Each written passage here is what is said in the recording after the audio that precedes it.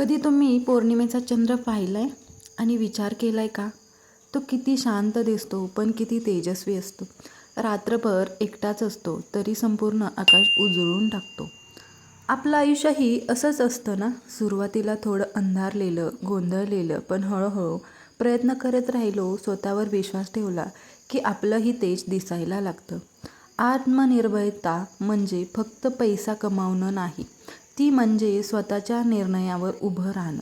लोक काय म्हणतील याची चिंता न करता मला माझं माहीत आहे असं म्हणणं, हाच खरा आत्मविश्वास. जसं चंद्र रोज थोडा थोडा वाढतो, तसंच आपणही रोज थोडं थोडं पुढे जाऊया.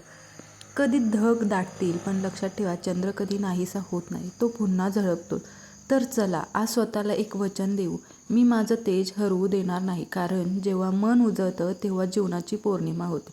आणि अशाच प्रेरणादायी गोष्टींसाठी भेटत राहा एव्हरीडे विथ तेजूमध्ये.